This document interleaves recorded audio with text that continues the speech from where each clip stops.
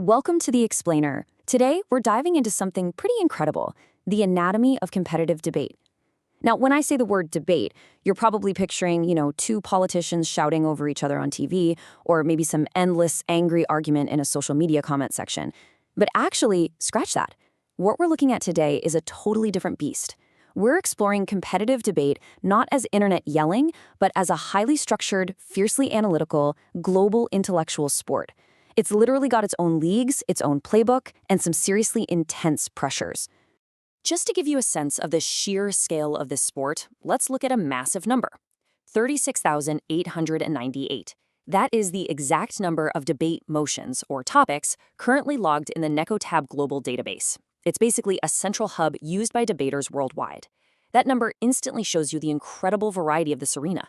I mean, these students are researching and arguing tens of thousands of complex global issues, covering everything from economics to philosophy to international relations. It's mind-boggling. Okay, let's dive into this roadmap. First, we'll look at the global sport of arguing. Then we'll focus on decoding debate motions. From there, we go inside British parliamentary debate, look at the specific roles of the debaters, and finally, discover how debates are won. Section 1, the global sport of arguing, exploring the major formats. So just like any globally recognized sport, competitive debate isn't just played one way.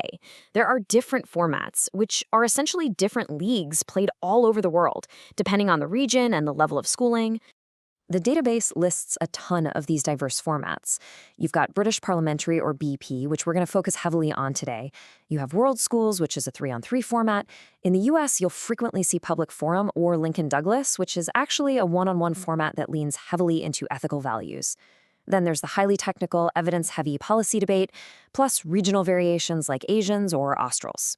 So we're talking about a range that goes from one-on-one high school value clashes all the way up to these massive global university championships. Section 2, decoding debate motions, translating the playbook. In this sport, what teams actually argue about are called motions. And these motions come with this very specific, kind of abbreviated set of jargon that tells the debaters exactly what kind of argument they're expected to have. So let's decode these acronyms together. The most common acronym you're going to see is THW, which stands for This House Would. This essentially calls for a specific policy action or behavior. Now, as we translate this, the absolutely crucial thing to understand is the rule of radical neutrality. Debaters have to argue these motions impartially.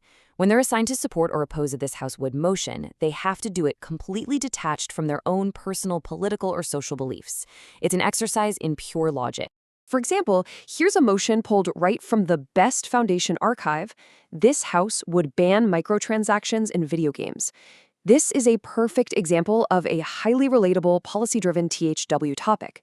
The debaters aren't just sitting there arguing if video games are good or bad in general.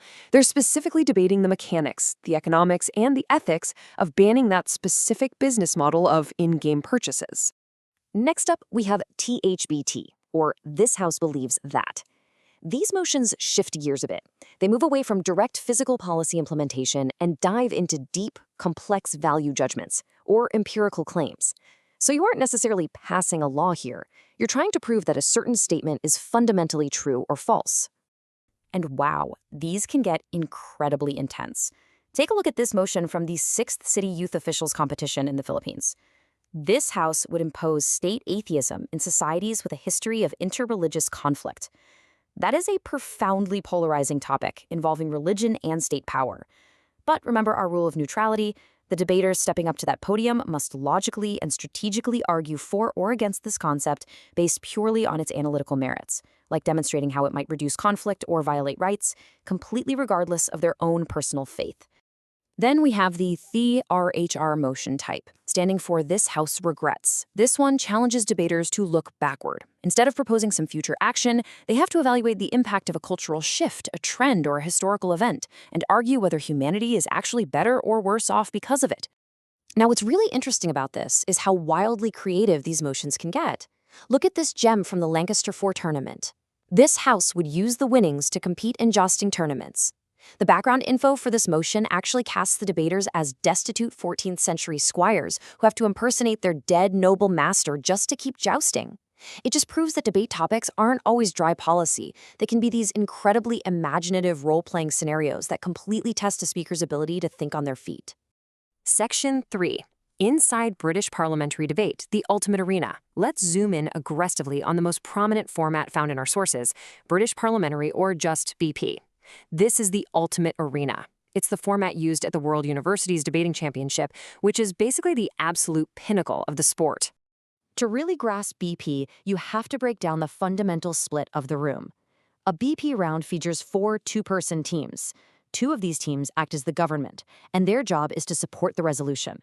The other 2 teams act as the opposition, fighting against it.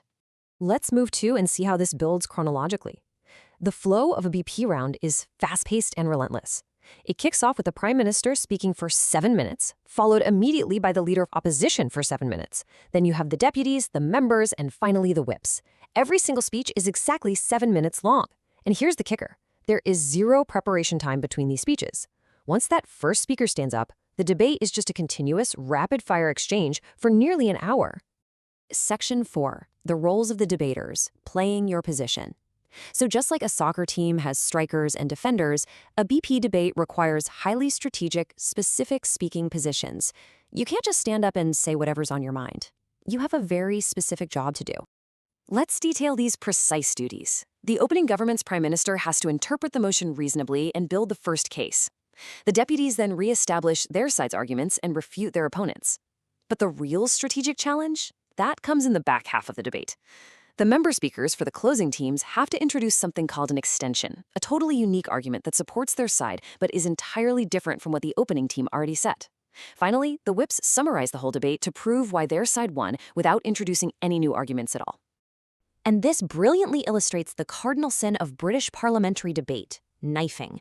See, because the closing team has to come up with a brand new argument, they might be tempted to contradict their own opening team just to look better, but they absolutely cannot do that. Knifing is when a closing team takes an approach that directly conflicts with the opening team on their own side. It really showcases the complex internal mechanics of the game. You have to outshine the opening team to win, for sure, but you still have to defend their foundational logic. Section 5. How debates are won. Reading the scorecard. Okay, we know the format, we know the roles, but how do judges actually evaluate this chaotic 8-speech battle to figure out the final rankings? Let's check out the scorecard. So the crucial point is that judges use a very holistic rubric. They look at responsibilities met, like did the member actually provide an extension? Did the whip avoid making new arguments? They look for clear arguments, were the points logically explained, well supported, and actually relevant to the motion? And finally, persuasive delivery. Was the speech organized and convincing? The judges look at the entire body of work based on logical analysis. It is literally never just about who spoke the fastest or yelled the loudest. The BP judging guide makes a really vital clarification here. There is no automatic first place or automatic fourth place in a round. A single brilliant argument from one speaker doesn't just automatically earn a team a first place victory. And on the flip side, a single mistake, even if the opening team messes up their setup, doesn't guarantee an automatic fourth place loss. The judges really have to weigh the entirety of the round. Before we wrap up, I want to leave you with one final number to put this all into perspective: 15. In British parliamentary debate, teams get exactly 15 minutes of preparation time, literally, from the exact moment the motion is announced, whether it's about macroeconomics, state religion, or 14th century jousting. The debaters have just 15 minutes to consult their notes, build a 7-minute speech, anticipate their opponents, and step up to the podium. So, armed with the playbook, the formats, the roles, and the rules of the scorecard, could you do it? If the clock started right now and you had exactly 15 minutes to prepare a case on a topic you've never even seen before, could you step up to that podium and construct a winning argument? That is the true thrill of competitive debate. Thanks for joining me on The Explainer today. We'll see you next time.